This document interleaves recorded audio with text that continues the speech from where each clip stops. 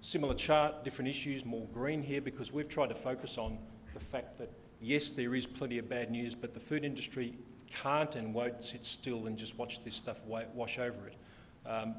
It is a reality. It's a bit like the $2 for 2 litres of milk. It's here, it's real, it isn't going to change real quick. The best thing to do is get on and deal with it and move forward, and that's the approach we've taken here. And looking at where the diversity in the food market, where the growth is occurring and where some of the opportunities might exist. So themes coming through this to capitalise on the segmentation, to drive hard on convenience. Some of the things we track are what goes in the shopping basket, what people take home, and how much that shopping basket makes of food purchases. And it's like 65% of the value going through supermarkets is in a basket rather than a trolley. So getting into that basket and getting your product in priority positions with a convenience aspect is critical. Capitalising on alternate channels to consumers. There are good, strong channels emerging, delivering full meals or delivering food to homes, which are flourishing. They're small, but they're important, and they're very competitive. And the competition is not just on price, it's the cost saving, it's the saving of a shopping trip or two, and those sorts of issues are being played on. The food service market's got many dimensions, something which hasn't changed a lot since we did Food Map in 2007, and we've upgraded and expanded the product this year.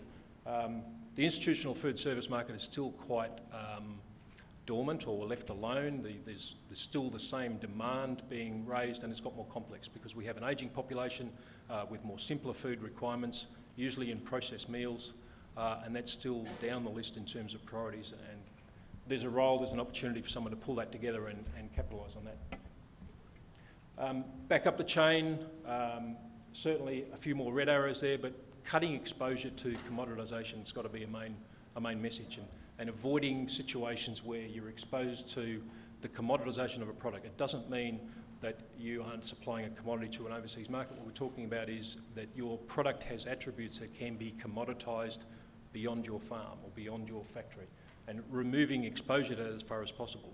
If manufacturers and suppliers don't do anything, they stay and do the same, commoditisation will sweep through that category. Greater capacity collaboration. We've got some volume challenges in some of our supply sectors. We've got lots of capacity in stainless steel around several industries. We've got to work better at getting that used and utilised to take costs out of those early chains to reduce the cost of supply chains. I would say whole of farm enterprise variability. We do quite a bit of analysis of what happens on farms, but at a high level. And the thing that seems to be tricking people in more complex, intensive industries is this whole of enterprise complexity and getting their heads around how to respond to all the different signals there, all the different pressures. And that's an area where greater investment by industries at that RDC level is no doubt required. And the last thing, which is an old theme of ours, but industry intelligence systems.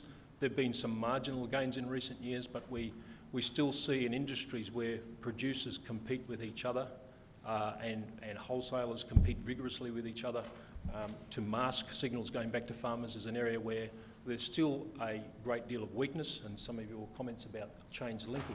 The weak spots in chains are where those things aren't threaded together and people can't see the whole picture. Again, it's up to industry to invest in those themselves. So where are the growth areas? ETU, that's not a trade union symbol, that's easy to understand ethical platforms. We see various platforms which are complicated and consumers don't know what they're doing. Those which are straightforward, easy to understand will continue to grow. Convenience in the preparation, the presentation, obviously in waste reduction is a growth area, and we've still seen the depth of category numbers coming through retail that is still very strongly growing.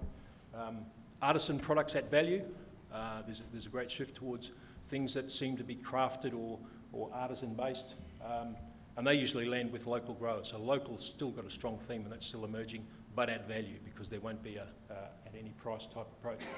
And private label suppliers to the big chains and to the Aldi's who are growing much faster than the big chains. Clearly there's got to be some growth there that people can get to. Even though no one wants to talk about it, but they are providing growth opportunities to suppliers, and naturally they don't want to talk much about that out in the air. In a channel sense, we see many alternate channels flourishing and growing, ready meals, direct delivery stuff, some casual dining solutions, some new formats emerging where people go to a different type of place to eat out.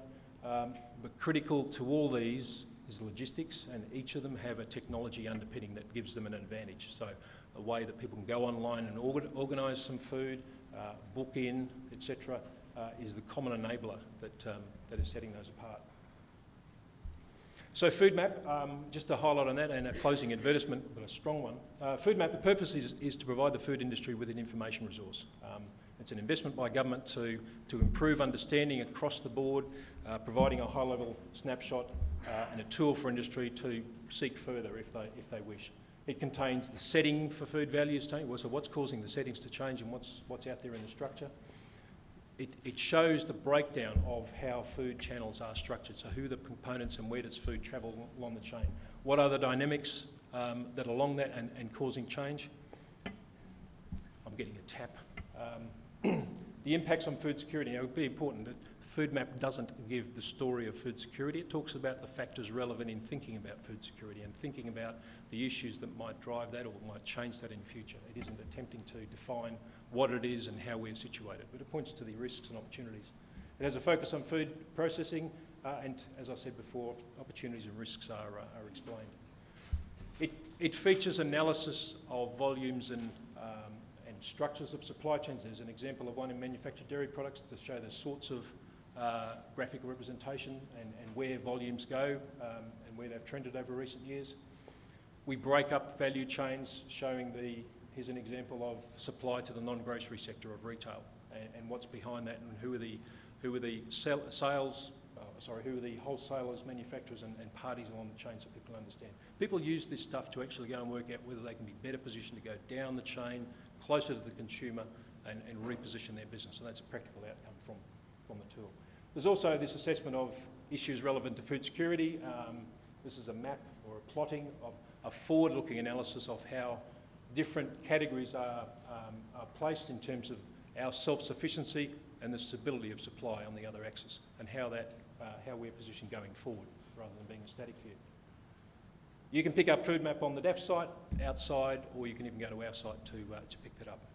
I thank you very much.